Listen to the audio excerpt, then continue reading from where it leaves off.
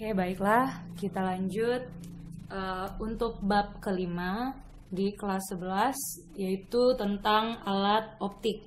Oke, untuk alat optik, ada beberapa alat optik yang akan kita pelajari, seperti mata, lup, mikroskop, dan teropong. Nah, alat optik yang pertama yang akan kita pelajari, yaitu alat optik yang paling dekat dengan kita, adalah mata dan kacamata. Oke, kenapa mata disebut sebagai alat optik? Karena mata itu mempunyai lensa. Sama seperti alat-alat optik yang lainnya. Oke, untuk mata dan kacamata. Pada mata kita ada beberapa bagian mata mungkin yang sudah kalian pelajari saat kalian belajar biologi. Ada yang dinamakan dengan pupil, ada yang dinamakan dengan lensa, ada yang dinamakan dengan otot siliar, ada yang dinamakan dengan retina, bintik kuning, dan lain sebagainya. Nah, untuk mata itu mempunyai daya akomodasi mata. Nah, apa itu daya akomodasi mata? Daya akomodasi mata itu adalah kemampuan otot siliar untuk menebal dan menipiskan lensa mata. Seperti yang kalian tahu, otot siliar itu fungsinya mengatur lensa mata. Nah, jika otot siliar itu mampu untuk menebal dan menipiskan lensa, itulah yang dinamakan dengan daya akomodasi mata. Nah, di mana ada dua jenis daya akomodasi mata. Yang pertama, mata berakomodasi, dan yang kedua, mata tak berakomodasi. Kapan disebut mata itu berakomodasi? Mata berakomodasi saat kita melihat benda yang jaraknya dekat. Boleh kalian praktekkan di rumah. Kalian letakkan spidol atau pena atau pensil atau suatu benda di depan mata kalian. Lama-lama kalian dekatkan ke arah mata. Nah, kalian fokuskan mata kalian ke spidol itu. Apa yang mata kalian rasakan? Oke, mungkin pupil mata kita akan terasa berbeda ketika spidolnya itu dijauhkan. Nah, saat benda atau spidol atau pena kalian dekatkan ke mata kalian lalu kalian fokuskan, maka kalian akan merasakan fokus pupil yang berbeda sekali. Nah, itulah yang dinamakan dengan akomodasi. Pada saat kalian melihat bendanya dengan jelas pada jarak yang dekat, berarti itulah yang disebut dengan matanya berakomodasi. Ketika kalian jauhkan lagi bendanya dari mata kalian, saat itu juga mata kalian dalam keadaan rileks atau tidak berakomodasi. Nah, pada mata ada yang disebut dengan titik dekat mata, atau nama lainnya adalah punctum proximum. Punctum proximum ini biasanya disingkat dengan PP. Apa itu titik dekat mata? Titik dekat mata itu adalah jarak terdekat yang bisa dilihat oleh mata dengan jelas. Nah, lalu selain titik dekat, ada yang dinamakan dengan titik jauh mata. Titik jauh mata itu diistilahkan dengan punctum remotum atau disingkat PR. Nah, titik jauh mata ini adalah jarak terjauh yang bisa dilihat oleh mata dengan jelas. Seseorang yang memiliki mata normal atau emetropi, orang tersebut mempunyai titik dekat mata atau PP-nya 25 cm sampai 30 cm. Sedangkan titik jauh yang biasa dilihat mata dengan jelas oleh orang yang bermata normal ini adalah tak hingga. Maksudnya seperti ini. Orang yang punya mata normal itu dia bisa membaca dalam keadaan normal atau jarak baca normal sejauh 25 cm sampai 30 cm. Nah, jarak baca terjauh yang bisa dia lihat adalah tak hingga. Jadi berapapun jaraknya, dia masih bisa membaca.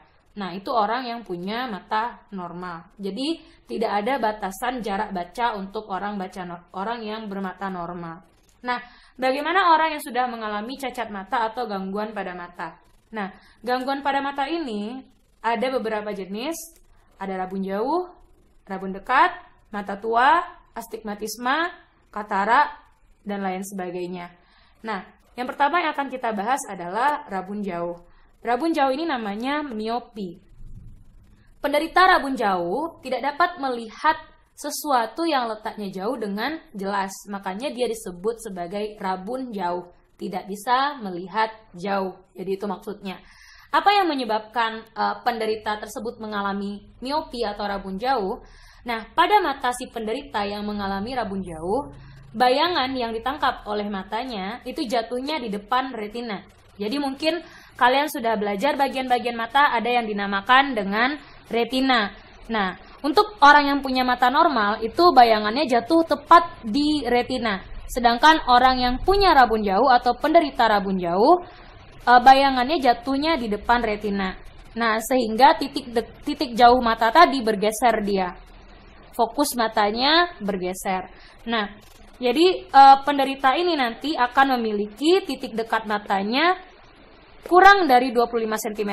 Sedangkan orang normal itu punya titik dekatnya 25 cm. Kalau dia rabun jauh, titik dekatnya kurang dari 25 cm. Dia harus memposisikan benda dengan paling dekat dengan mata. Sedangkan titik jauhnya atau PR, orang yang penderita miopi itu, dia punya titik jauhnya lebih kecil dari tak hingga. Nah, ibaratnya orang punya mata normal itu tidak terbatas jarak bacanya, sedangkan orang yang sudah penderita miopi itu titik jauhnya malah semakin berkurang. Jarak terjauhnya malah semakin berkurang. Oke. Nah, penderita miopi ini bisa melihat normal kembali jika si penderita dibantu dengan kacamata yang berlensa negatif. Nah, jadi dalam lensa kacamata itu ada kekuatan lensa kacamatanya. Yang biasanya kalau kalian ketemu orang yang pakai kacamata itu ditanya minus berapa ya? Plus berapa ya? Nah, minus atau plus itulah yang dinamakan dengan kekuatan lensanya. Oke. Nah, untuk menentukan kekuatan lensa kacamata pada orang yang menderita miopi itu bisa ditentukan dengan P sama dengan min 100 per PR. Nah, P inilah yang disebut dengan kekuatan lensa kacamata. Oke, sama dengan min 100 per PR. PR ini apa? PR ini adalah jarak terjauh yang biasa atau yang bisa dilihat oleh mata si penderita miopi. Itu yang dinamakan dengan PR. Di sini nanti satuan PR-nya dalam satuan sentimeter. Oke, kita lanjut ke rabun dekat. Nah, untuk rabun dekat, berarti si penderita yang mengalami rabun dekat ini tidak dapat melihat sesuatu yang jaraknya dekat dengan jelas. Oke, yang jaraknya dekat dengan jelas.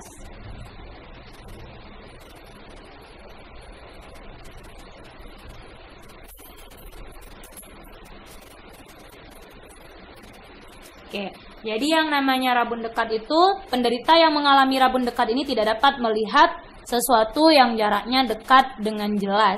Nah, apa yang menyebabkan penderita mengalami rabun dekat? Oke, penyebab dari hipermetropi itu adalah bayangan yang jatuh pada mata, itu jatuhnya itu di belakang retina. Jadi kalau kita belajar biologi, bagian ini namanya retina. Maka kalau orang yang mengalami rabun dekat atau hipermetropi, itu bayangannya jatuhnya jauh di belakang retina. Ingat ya, orang yang bermata normal harusnya jatuh bayangannya pas di retina atau tepat di retina. Karena dia mengalami rabun dekat, maka bayangannya jatuh di belakang retina. Ini retina, ini bayangannya. Jadi jatuhnya di belakang retina. Nah, karena jatuh bayangan itu di belakang retina, maka ada titik dekat yang bergeser. Oke, titik dekat kalau orang punya mata normal, titik dekatnya 25 cm. Tapi karena dia mengalami rabun dekat, maka titik dekat yang dia miliki itu adalah lebih dari 25 cm. Sedangkan titik jauh yang dia miliki adalah tak hingga. Maksudnya begini, orang yang mengalami rabun dekat, dia baru bisa melihat benda dengan jelas ketika dia jauhkan posisi bendanya dengan mata. Nah, baru dia bisa lihat. Tapi semakin dekat bendanya dengan mata, semakin tidak bisa dia lihat dengan jelas. Itulah yang dinamakan dengan rabun dekat. Nah, rabun dekat ini biasanya dialami oleh orang-orang yang umurnya sekitar 40 tahunan. 40 tahunan ke atas biasanya mengalami rabun dekat. Nah, bagaimana dengan kekuatan lensa yang dia miliki? Untuk penderita rabun dekat, agar penderita bisa melihat dengan normal, maka dibantu dengan kacamata yang berlensa positif. Oke, maka kekuatan lensa kacamatanya itu bisa ditentukan dengan persamaan P sama dengan 100 per SN dikurang 100 per PP. Nah, P ini adalah kekuatan lensa kacamata. Sama dengan 100 SN. SN ini adalah jarak baca normal. Orang normal tadi ingat jarak bacanya 25 cm. Berarti SN di sini berkisar dari 25 sampai 30 cm. Biasanya kalau tidak dikasih tahu di soal, kita pakai SN-nya 25. Tapi kalau seandainya diketahui berapa di soal, pakai yang dikasih tahu di soal. Oke. Lalu PP. PP ini adalah titik dekat mata. Ingat ya, orang yang rabun dekat, maka dia bermasalah dengan titik dekat matanya. Nah, kita juga bisa menentukan jarak fokus. Ini baik untuk rabun dekat atau rabun jauh. Itu untuk hubungan kekuatan lensa kacamata dengan jarak fokus. Kekuatan lensa itu tadi P. Jarak fokus itu biasanya dilambangkan dengan F. Ingat waktu kalian di SMP belajar cermin, itu ada yang dinamakan jarak fokus atau F. Nah, kita bisa cari kekuatan lensa atau P sama dengan 100 per F. Dimana kekuatan lensa ini satuannya dioptri, PR itu adalah titik jauh penderita atau sentimeter. Misalnya orang rabun jauh itu berapa jarak terjauh yang biasa dia lihat, berarti itu PR-nya. Lalu PP itu titik dekat penderita atau jarak terdekat yang bisa dilihat oleh penderita. SN itu jarak baca normal.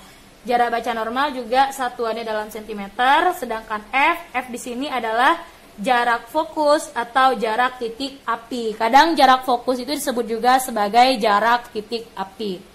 Oke, kita lanjutkan ke astigmatisme dan presbiopi. Oke, kita lihat yang ketiga, gangguan pada mata, yaitu mata tua. Mata tua atau nama lainnya adalah presbiopi. Nah, penderita presbiopi atau mata tua itu adalah orang-orang yang mempunyai usia lanjut atau yang disebut dengan lansia. Berarti ini sekitar usianya 50 tahun ke atas. Nah, orang-orang lansia atau orang-orang yang berusia lanjut, daya akomodasi matanya itu sudah mulai berkurang. Nah, sehingga penglihatannya juga berkurang. Nah, sehingga penderita yang mengalami mata tua ini dia mengalami dua cacat mata sekaligus. Juga mengalami rabun jauh dan juga mengalami rabun dekat. Nah, penderita memiliki titik dekat matanya itu lebih dari 25 cm dan punya titik jauh atau jarak terjauh yang bisa dia lihat itu kurang dari tak hingga. Nah, bagaimana caranya agar penderita bisa melihat normal kembali? Penderita mata tua atau presbiopi dapat melihat normal kembali jika dibantu dengan kacamata bifokal atau kacamata yang mempunyai lensa rangkap. Jadi kalau kita biasa melihat orang tua yang punya kacamatanya seperti ini, nah, maka kita akan lihat di bagian bawahnya ada lensa cembungnya.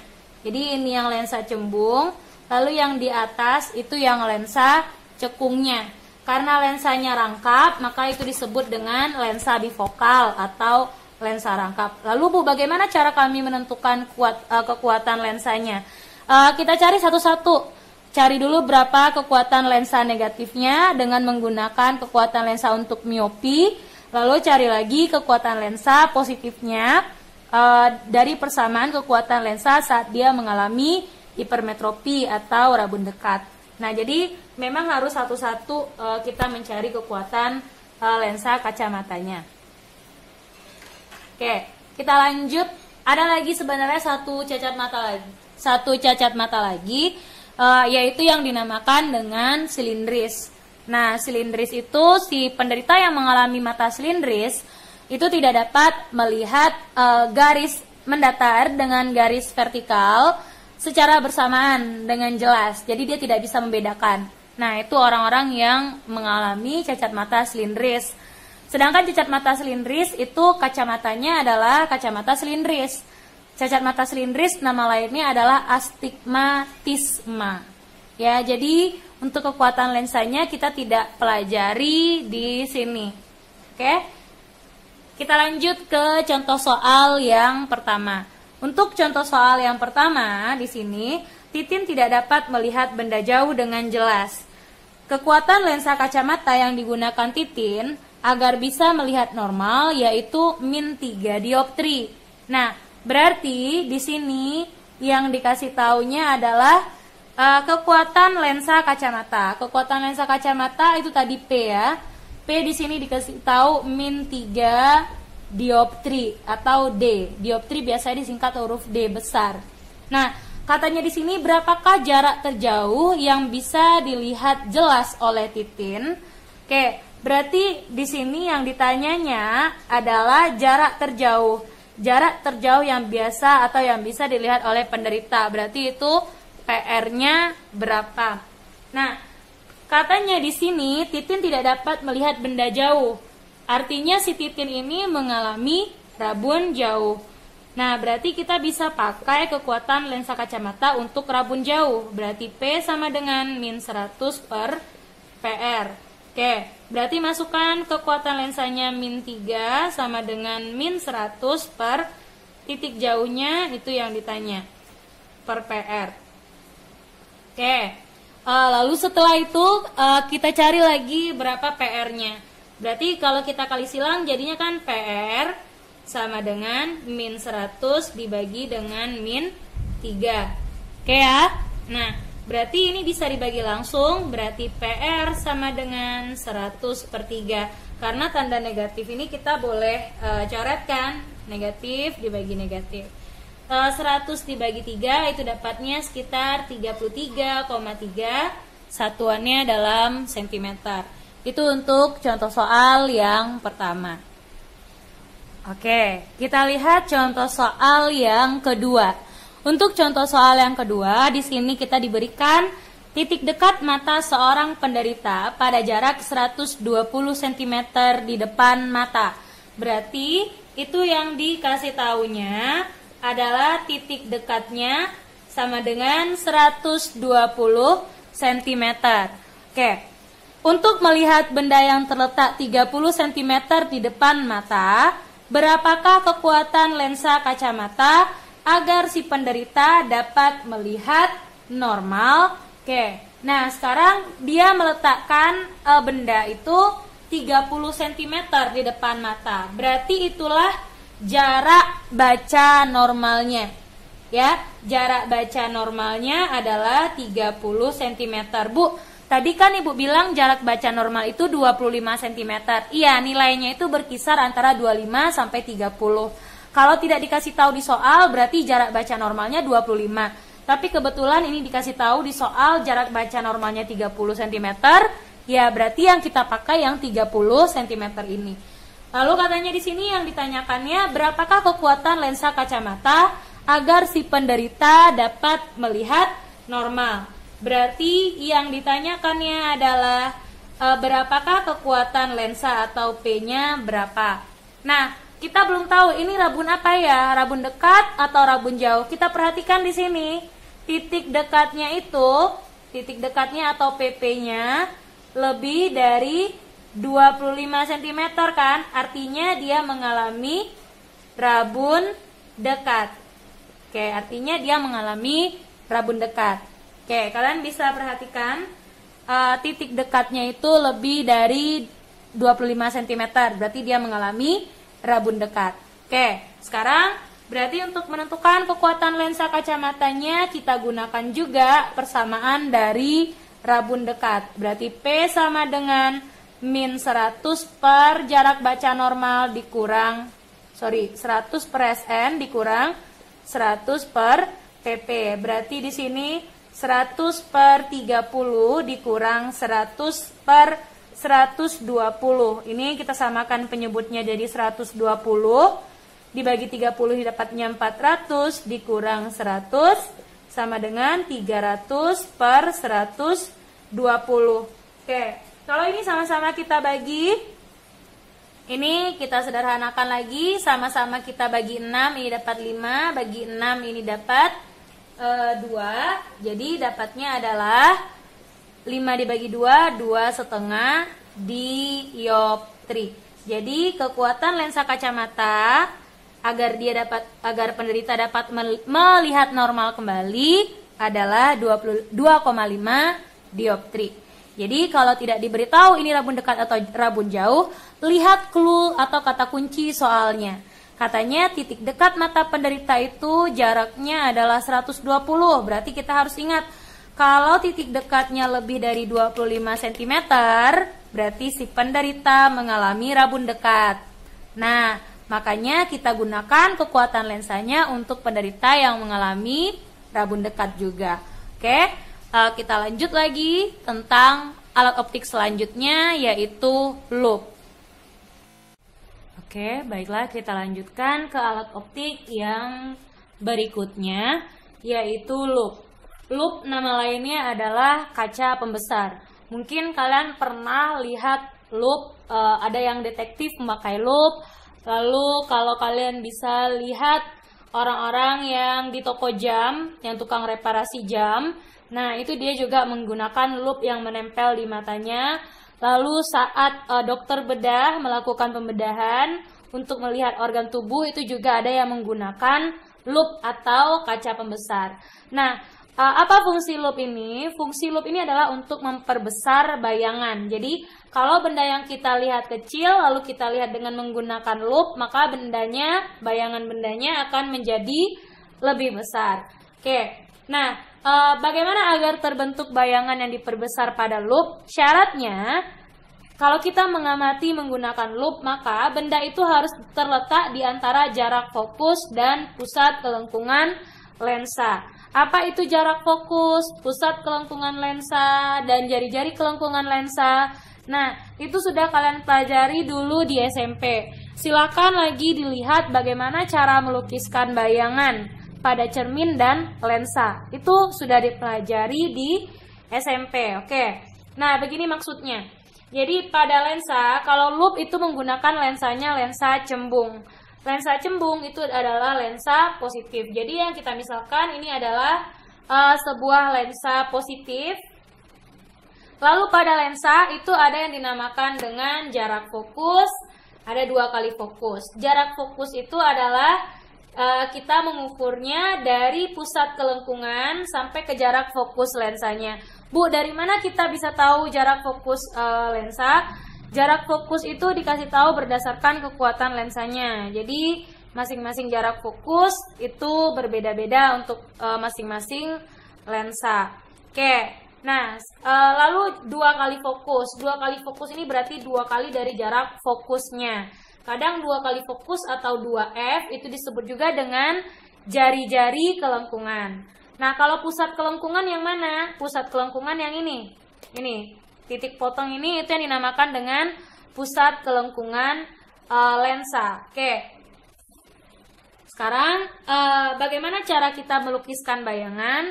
Pada lensa dan pada cermin ada sinar-sinar istimewa yang digunakan untuk melukiskan bayangan. Nah, pada lensa Ibu akan gunakan 2 buah sifat bayangan saja untuk melukiskan bayangannya. Karena loop itu merupakan lensa, ya pakailah konsep cara melukis bayangan pada lensa. Nah, ada 3 sinar istimewa pada lensa. Yang pertama, jika sinar datang sejajar dengan sumbu utama itu yang mana? Sumbu utama itu yang garis tengah ini. Jika sinar datang sejajar dengan sumbu utama, maka sinar itu akan dibiaskan seolah-olah melalui titik fokus. Itu sinar yang pertama. Jadi biasanya Ibu menggunakan aturan sinar yang pertama dengan sinar yang ketiga. Hanya 2 aturan sinar yang saya gunakan. Oke, kalau digambarkan di sini, sinar datang berarti sinar datang itu mengenai kepala bendanya ya. Oke, sinar datang. Jadi sejajar dengan sumbu utama, ini sumbu utamanya, ini sinar datangnya. Jadi sinar datang ini kita gambarkan sejajar dengan sumbu utama akan dibiaskan melalui titik fokus. Oke, maksudnya dibiaskan itu dilanjutkan garis sinarnya ke titik fokus. Seolah-olah melalui titik fokus. Maka karena dia menggambarkan seolah-olah di sini, kita lanjutkan sinarnya. Kita luruskan lagi sinarnya. Nah, begitu untuk bikinkan gambar seolah-olah. Jadi ini bahasa seolah-olah dia dibiaskan melalui titik fokus. Jadi dibikinkan perpanjangan dari sinar biasnya. Ya, jadi perpanjang aja sinar ini ke sini. Oke. Lalu yang kedua, kata sinarnya, jika sinar tersebut datang melalui pusat kelengkungan, maka sinar tersebut akan dibiaskan. Oke, jadi jika sinarnya datang melalui pusat kelengkungan, maka sinar itu akan diteruskan. Jadi pembiasannya diteruskan. Oke, sehingga Ibu bisa gambarkan kira-kira bentuk gambarnya seperti ini. Ini digambarkan dulu, lalu ini digambarkan lagi. Sampai nanti terbentuk titik potong antara sinar pantul dengan antara sinar biasnya. Oke. Nah, kira-kira terbentuknya itu di bagian yang ini ya. Maka kita gambarkan bayangannya. Jadi ini Ibu teruskan garisnya ke sini. Nah, jadi bisa kalian amati. Nah, ini ada titik potong di sini. Nah, di antara titik potong sinar bias, disitulah terbentuknya bayangan. Oke, kepala bayangannya ke arah titik potong. Oke, terlihat ya, tadi bendanya di sini, bendanya kecil, sedangkan bayangannya semakin diperbesar dengan aturan sinar yang kita gunakan. Ini nggak usah kalian anggap rumit. Kalian bisa balik lagi pelajaran kalian di SMP tentang cermin dan lensa. Ibu tidak minta melukiskan bayangan di sini. Yang perlu kalian perhatikan adalah syarat bendanya. Bendanya harus diletakkan di antara titik pusat kelengkungan dengan titik fokusnya. Jadi harus di sini posisi bendanya. Oke ya. Nah, bagaimana sifat bayangan yang dibentuk oleh loop? Loop itu memiliki sifat bayangan yang maya, tegak. Kita bisa lihat di bayangan yang sudah terbentuk ini. Bayangannya bersifat bayangan maya. Lalu dia tegak, bayangannya tegak, dan diperbesar. Oke, Bu, apa beda bayangan maya dengan bayangan nyata? Begini, kalau kita melihat wajah kita di cermin, itu adalah bayangannya bayangan nyata, terbentuknya di dalam cermin. Ya, itu bayangannya bayangan nyata. Kalau kita lihat bayangan sini, ini kalau kalian perhatikan ada bayangan hitam ya. Ini tangan, lalu ada bayangan hitam yang di papan tulisnya. Berarti bayangan hitam itu adalah bayangan maya, bayangan yang tidak asli, gitu maksudnya. Jadi sifat bayangan yang terbentuk pada loop itu adalah bayangannya bayangan maya, tegak, dan diperbesar. Benar ya, bayangan maya. Bayangan maya itu bayangan yang terbentuk di depan cermin atau lensa. Karena kita menggunakan lensa, terbentuknya di depan lensa, berarti bayangan maya, lalu tegak, dan diperbesar. Oke, lebih besar ya daripada ukuran benda aslinya. Jadi kalau kita misalkan di sini jarak benda, jadi jarak benda ke lensa itu yang dinamakan dengan S ya. Jarak bayangan ke lensa itu yang dinamakan dengan S aksen. Oke, sekarang kita lihat. Kita bisa menentukan jarak fokus. Dulu waktu di SMP kalian belajar menentukan jarak fokus 1/F sama dengan 1/S ditambah 1/S aksen, Bu. Tapi kenapa Ibu pakai kurang di sini? Nah, jarak bayangannya, karena bayangannya terbentuk di depan lensa, maka jarak bayangannya nanti akan bernilai negatif pada loop. Nah, karena ini bernilai negatif plus kali min, makanya di sini Ibu pakai tandanya minus. Ya, oke, Ibu lanjutkan. Jadi untuk menentukan jarak fokus 1/F sama dengan 1/S dikurang 1/S aksen. Nah, ada beberapa bentuk pengamatan menggunakan loop. Ada pengamatan dengan menggunakan mata tak berakomodasi, ada pengamatan dengan menggunakan mata berakomodasi maksimum, ada lagi dengan pengamatan mata berakomodasi pada jarak tertentu. Kita masuk dulu ke mata berakomodasi. Mata tak berakomodasi, Untuk mata tak berakomodasi berarti kita menggunakan loop dengan keadaan mata yang rileks. Itu maksudnya. Ya. Nah, jadi saat mata tak berakomodasi kita menggunakan loop, maka bayangan akan terbentuk itu pada jarak tak hingga. Oke, jadi bayangannya terbentuk pada jarak tak hingga. Jadi S-aksennya sama dengan tak hingga. Nah, maka nanti kita bisa turunkan persamaan jarak fokusnya. Oke, jadi kita bisa lanjutkan penurunan rumusnya dari rumus jarak fokus, di mana di sini 1/F sama dengan 1/S dikurang 1/S aksen. Sekarang bisa kita masukkan 1/F sama dengan 1/S dikurang S aksennya kalau matanya tak berakomodasi kan sama dengan tak hingga. 1 per tak hingga itu kan sama dengan 0 ya. Berarti di sini tinggal 1/F sama dengan 1/S.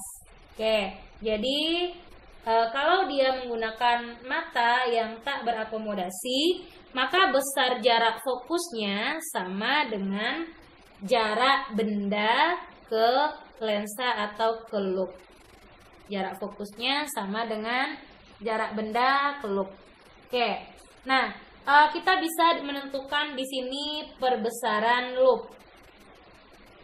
Perbesaran bayangan pada loopnya, atau untuk menentukan nilai M-nya. Untuk mata yang tak berakomodasi, kita bisa menentukan perbesaran bayangannya M sama dengan tanda mutlak PP per F. Itu pakai tanda mutlak. M sama dengan PP per F. Oke, jadi yang namanya perbesaran itu kan nilainya tidak pernah bernilai negatif. Oke, kita lanjut ke mata yang berakomodasi maksimum.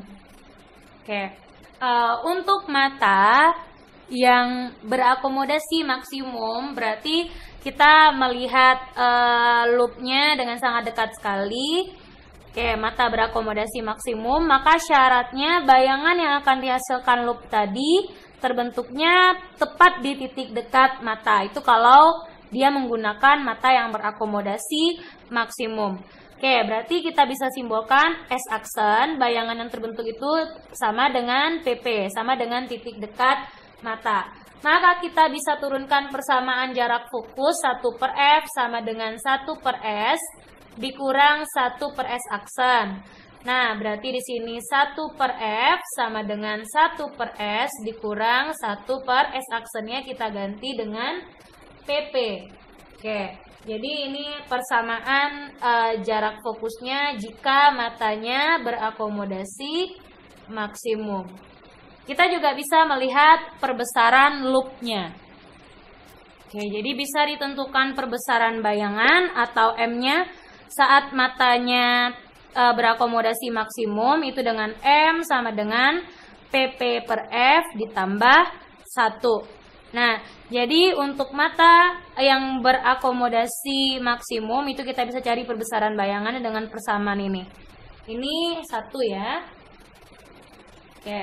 Nah, sekarang bagaimana untuk mata yang berakomodasi pada jarak tertentu atau pada jarak X?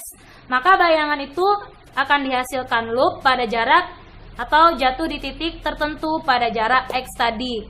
Nah, apa maksudnya? Tadi kalau dia berakomodasi maksimum, titik dekat matanya itu sama dengan titik dekat mata orang normal. Berarti PP-nya sekitar 25 cm. Nah, tapi bagaimana kalau bayangannya jatuh lebih dari 25 cm atau kurang dari 25 cm? Maka itu maksudnya matanya berakomodasi pada jarak tertentu atau pada jarak sejauh X. Nah, berarti di sini kita bisa turunkan persamaan jarak fokusnya. Maka kita bisa pakai 1/F sama dengan 1/S dikurang 1/S aksen.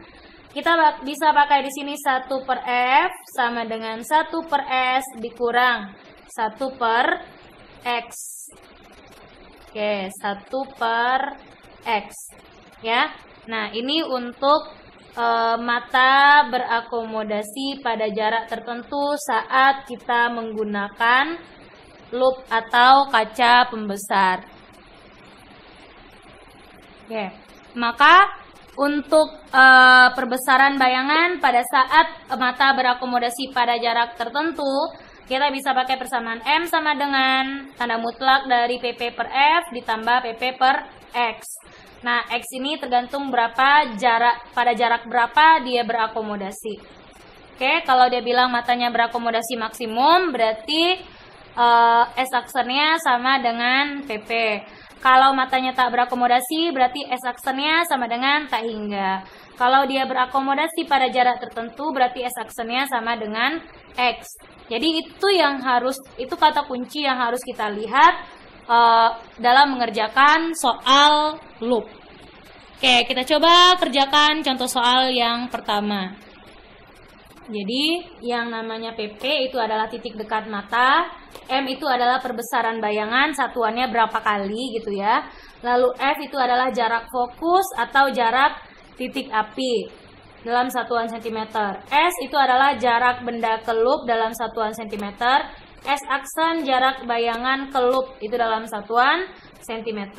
Oke, nah di sini kita punya contoh soal. Ini kalau diurutkan dari tadi, ini adalah contoh soal yang ketiga ya.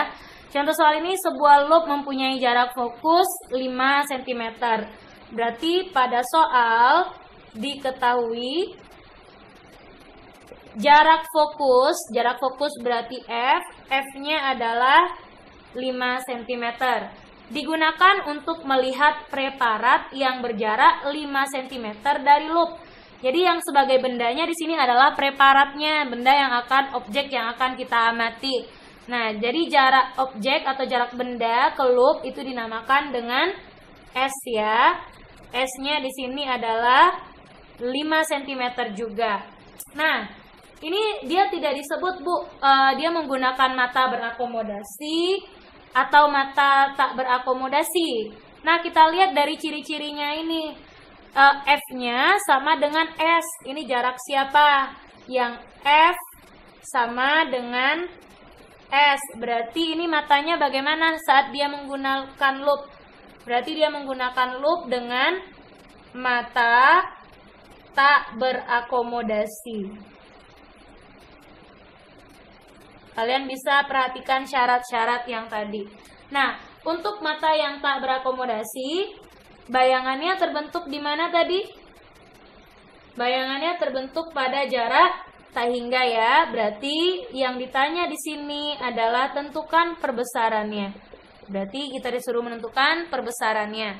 Oke, kita coba jawab soalnya. Untuk menjawab perbesaran, tadi berbagai macam bentuk pengamatan, ada yang mata tak berakomodasi maksimum, dan berakomodasi pada jarak tertentu kan berbeda-beda nih perbesarannya. Makanya kita harus tahu ini kasusnya matanya bagaimana. Oke, di soal karena F sama dengan S, maka matanya tak berakomodasi. Kita pakailah perbesaran mata untuk mata yang tidak berakomodasi. Berarti M sama dengan PP dibagi F. Oke ya, berarti PP-nya, titik dekatnya, Bu. Ini titik dekatnya berapa, Bu? Anggaplah ini matanya mata normal. Jadi PP-nya di sini untuk mata normal. Kan dia tidak bilang berapa ya. Untuk mata normal itu PP-nya sama dengan 25 cm. Oke. Jadi ini dianggapnya matanya normal, kan tidak dikasih tahu ini di soal. Berarti masukkan di sini 25 per F. F-nya adalah 5 cm. 25 per 5 berarti perbesaran bayangannya adalah sebanyak 5 kali. Sebesar 5 kali perbesaran. Itu maksudnya. Kita coba ke soal yang kedua. Oke, untuk soal yang keempat, contoh kedua dari loop. Kita lihat untuk soal yang keempat, sebuah loop fokusnya 5 cm. Berarti kita bisa bikin yang dikasih tahu fokus atau F-nya 5 cm. Digunakan untuk mengamati sebuah benda dengan mata berakomodasi maksimum. Nah, di sini dia bilang matanya itu berakomodasi maksimum. Oke, jarak titik dekat mata orang tersebut adalah 25 cm. Berarti langsung dibilangnya PP-nya 25 cm. Dia berakomodasi maksimum. Oke, yang ditanyanya adalah berapakah, tentukan jarak benda dari loop. Jarak benda dari loop itu yang dinamakan dengan S. Dan perbesarannya. Perbesaran itu adalah M-nya berapa. Oke. Nah, di sini matanya berakomodasi maksimum. Jadi, bisa kita buat mata berakomodasi maksimum. Oke, baru kita lanjutkan soalnya. Berarti kita jawab dulu satu-satu. Untuk menjawab soal yang ditanya berapakah jarak benda dari loop, untuk menentukan jarak benda berarti kita pakai di sini yang ada persamaan jarak bendanya. Itu berhubungan dengan jarak fokus, karena fokus dikasih tahu. Berarti 1/F sama dengan 1/S. Kalau dia berakomodasi maksimum tadi, bagaimana cara kita menentukannya? Dia berakomodasi maksimum, berarti 1/F. Bayangannya terbentuk di titik dekat ya. Berarti S-aksennya sama dengan PP, gitu kan? Nah, berarti 1/F sama dengan 1/S per 1/PP. Atau kalau kita bikin 1/S aksen di sini boleh juga. Jadi 1/F sama dengan 1/S dikurang 1/PP. Karena kalau dia berakomodasi S aksennya sama dengan PP. Nah, berarti di sini kita bisa ganti lagi 1/F.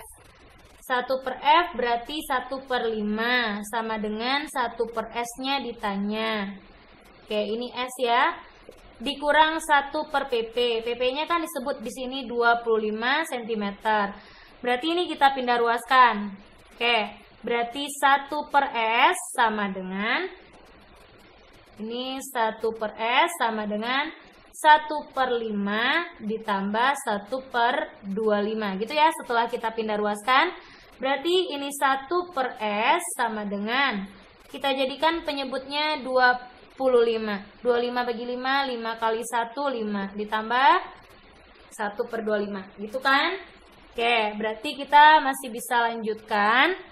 Kita lanjutkan di sini, berarti 1/S itu sama dengan 6/25. Itu baru 1/S. Yang diminta siapanya? S-nya. Kita bisa kali silang ya. 6S sama dengan 25 kali 1 atau 25. Berarti S-nya kita tinggal bagi 25/6. Oke, boleh kalian jadikan bilangan berkoma. 25/6 itu sekitar 4,16 ya. Jadi sekitar 4,16 dalam satuan cm. Nah, sekarang yang ditanyakan adalah berapakah perbesarannya. Untuk menentukan perbesaran berarti kita bisa pakai persamaan untuk mata yang berakomodasi maksimum. Berarti PP/F ditambah 1, berarti PP-nya 25, jarak fokusnya 5 ditambah 1. Oke, 25/5 itu 5 ya, 5 tambah 1 jadinya 6 kali perbesaran. Oke, mungkin bisa diamati bentuk soalnya. Nah, jadi inilah soal-soal dari mata dan loop. Jadi pada loop itu kalian harus tahu ketentuan masing-masing bentuk matanya. Apakah matanya berakomodasi atau tidak berakomodasi atau berakomodasi pada jarak tertentu. Jadi harus bisa menentukan poin-poin pentingnya begitu. Oke, harus tahu bagaimana cara menentukan jarak fokusnya, lalu harus tahu bagaimana cara menentukan perbesaran bayangannya. Oke, sekian untuk mata dan loop. Pertemuan selanjutnya kita akan lanjutkan lagi untuk mikroskop dan teropong. Oke, sampai ketemu di pertemuan selanjutnya. Terima kasih.